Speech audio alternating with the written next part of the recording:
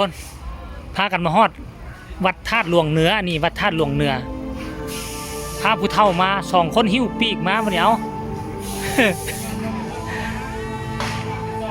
มายางบนจอดรถมาประมาณ300 เมตรแล้วก็เมื่อยพักผ่อนแต่ว่าเฮาโชคดีที่เฮามามอนี่เห็นบ่มามอนี่โชคดีที่เข้ามามอนี่50 ล้านกีบงานมันอย่างถูกเจ้านี่พระธาตุหลวงอยู่หั่นแล้วตัวนี้ก็สิเป็นม่องลิ้นม่องเที่ยวอยู่ม่องนี่แหละม่องถ่ายรูป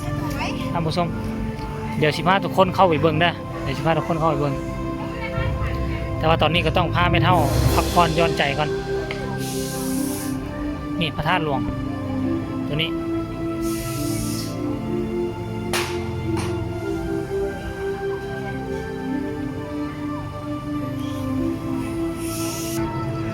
ขนาดมือนี่บ่ทันฮอดมือบุญได้มือบุญเริ่มต้นเป็นมืออื่นวันที่1หาวันที่5แต่ว่าเบิ่งคนมานี่ติล่ะรถเฮาค่อยขี่เข้ามาติดตั้งแต่พุ่นน่ะติดตั้งแต่ดอนนูนพุ่นมาแล้วนะคิดสภาพว่ามืออื่นคันมือบุญแม่นเจ็บเลยเนี่ยอีกประมาณ50 เมตรเฮาก็สิโอ้ขอบใจ ก็เจ้าเอาพัดลมเป่าให้แม่เฒ่า นี่รถซุมนี้ก็ได้ออกไป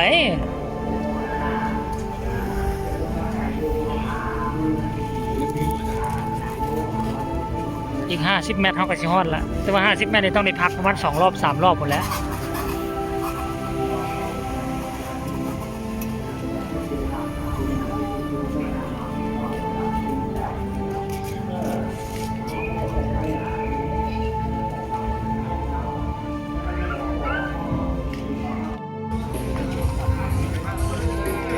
มาแล้วทุกคนเห็นแล้วนี่เริ่มเห็นแล้วนี่เนี่ยมันก็บ่มีทางซื้อไปนี่เนาะมันมีทางซื้อไปนี่คันเขาเปิดน่ะพอดีเข้าทางนี้เลยบ่ได้อ้อมไกลเข้าทะลุไปใส่ธาตุหลวงนี่หั่นแหละบอนมันถ่ายรูปน่ะเขาขายปี้คันขายก็สิประมาณ10-20 พันนี่ล่ะ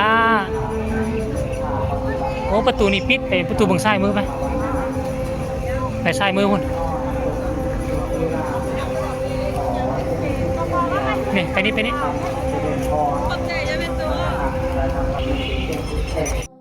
เฮาย่างมาแต่ทางหลังตัวนั้นพุ่นแหละตัวนี้นี่มันต้องได้ซื้อปี้เข้าเนาะมันสิมีเฮือนทรงลาวมีการใส่สุดใส่เสื้อผ้าใหม่แบบลาวๆสามารถไปได้ปีกายปีก้อนนี่ค่อยจำได้คือปี้ละ10,000นี่แหละแต่ว่าปีนี้มันจะถึกปี้ละเท่าใดเฮาบ่ฮู้เดี๋ยวเฮาออกมาจากพระธาตุหลวงเวียงจันทน์แล้วเฮาก็สิเข้าไปทางด้านในนี่แหละซื้อปี้เข้าไปเลยเฮาก็สิย่างเบิ่งเฮือนทรงลาวแล้วก็พากันถ่ายรูปถ่ายหอยทางผู้ชม FC แฟนคลับเฮามาก่อนมื้อบุญแล้วคันมามื้ออื่นนี่ก็คือว่าจบเลยย่างเข้าบ่ได้ดอกเห็นบ่จะมีคนใส่สุดลาวเดิมกับพากันไปเซาอยู่ในพุ่นแหละเซาทางด้านในมาท่านผู้ชม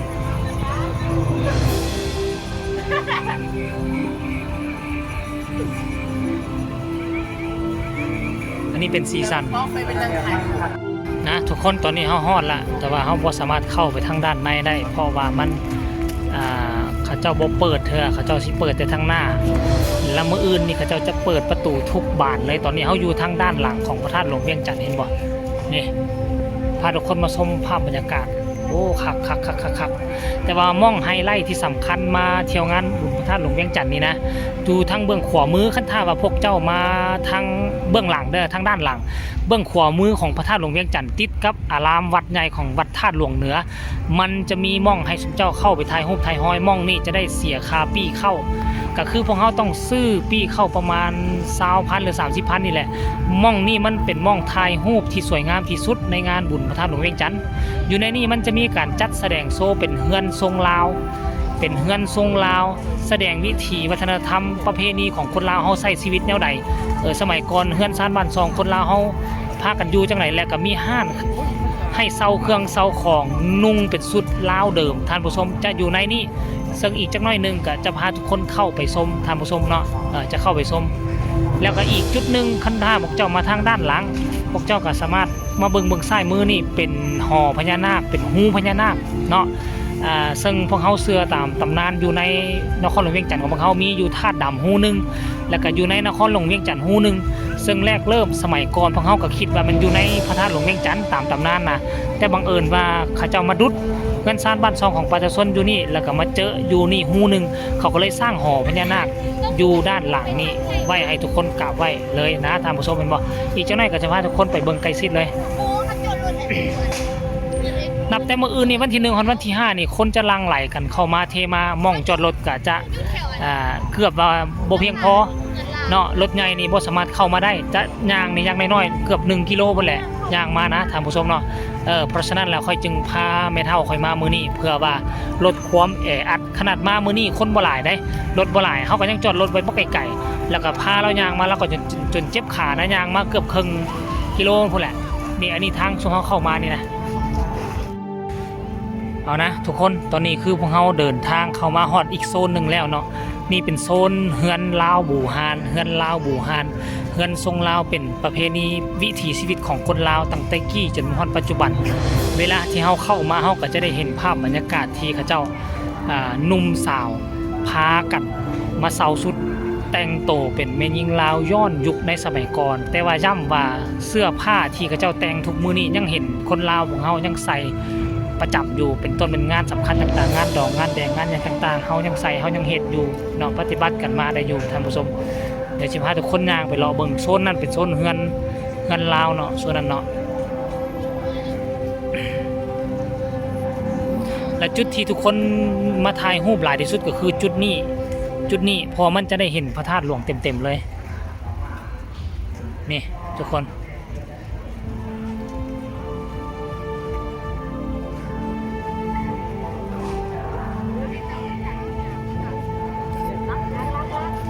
นี่ณภาเฮือนลาวทุกคนณภาเฮือนลาวเฮือนลาวนี่ตั้งแต่พี่เลยตั้งแต่ประตูเข้าประตูมาเบื้องขวามือนี่ก็สิเป็นเฮือนลาวไปในเฮือนลาวนี่ก็สิมีการเซาสุดเซาอย่างต่างๆแล้วก็มีการขายน้ำขายในขายอย่างต่างๆนี่จุดที่เขาเจ้ามาถ่ายที่สุดก็คือจุดนี้เห็นบ่โอ้โหมือนี่ขนาดมือนี่ยังบ่ทันเปิดได้มือที่เปิดงานได้เป็นมืออื่นวันที่1หาวันที่5เป็นมืองานแท้ๆเลยแต่ว่ามือนี่พวกเฮามาก่อนเพราะว่าพวกเขาบ่อยากมาที่มือที่เขาจะเปิดงานมันคนหลายโพดมันสิแออัดเอาผู้เฒ่ามามันสิลำบากสิลำบากเห็นบ่คักมุมนี่คือสุดยอดแล้วนี่เสียดายที่เขาเจ้าใต้ไฟเขาเจ้าอยู่หั่นโอ้สุดยอดว่ะทุกคนเบิ่งไหม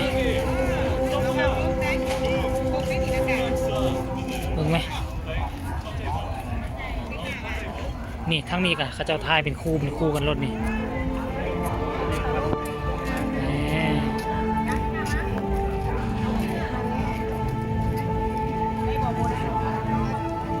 นี่นะทุกคน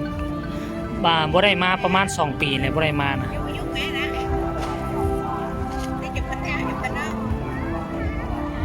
เอาเดี๋ยวพาทุกคนเข้าไปยางเลาะเบิ่งเฮือนลาวทางด้านโซนนี่เอาเลาะเบิ่งเฮือนลาวโซนนี่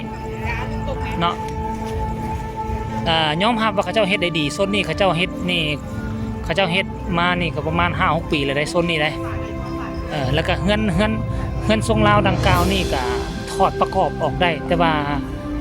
บางปีก็คือว่าเห็นเขาเจ้าเอาปะไว้นี่เลยนะเขาเจ้าเอาปะไว้นี่เลยนี่มันสิมีหลายโซนหลายนั่นให้พวกเฮาลิ้นอยู่นี่ทุกคนโอ้ย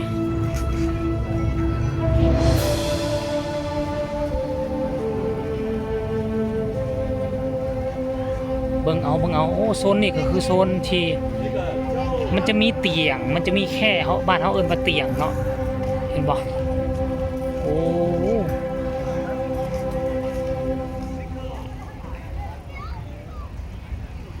นี่นะรถ3 ล้อถีบสมัยตะกี้และอันนี้ก็คือเกวียนแล้วตัวนี้ก็คือมองคิดฮอดตอนสมัยตะกี้โอ้เฮือนหลังนั้นคักเว้ยอยู่หั่นมันจะเป็นบันลังให้พวกเฮาสามารถขึ้นไปนั่งถ่ายรูปได้โอ้คักมันลักษณะเฮ็ดคือย้อนยุคว่าสมัยเฮามีพระเจ้าชีวิตอยู่นะทุกคน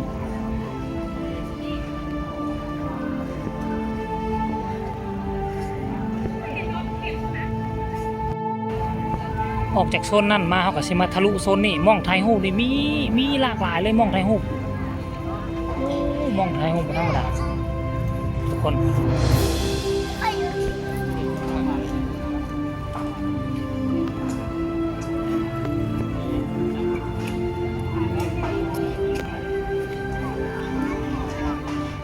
งามงามแต่ละห้างเนาะแต่ละห้างก็สิพานางแบบประจำห้างโฟโต้ของตนเองนะมาแต่งชุดแล้วก็มาถ่ายแล้วก็สิเอาไปโพสต์สิเอาไปโพสต์สิเอาไปโพสต์ตามสื่อต่างๆเนาะเพื่อโฆษณาห้างตนเองไปในตัวนะทุกคนเห็นบ่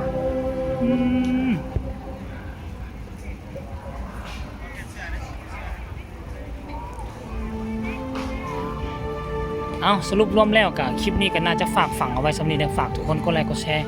กดติดตามให้แน่เพื่อจะบ่พลาดในคลิปต่อไปที่สำคัญจะกดข้ามโฆษณาพบกันใหม่ในคลิปหน้าสำหรับคลิปนี้ก็สบายดี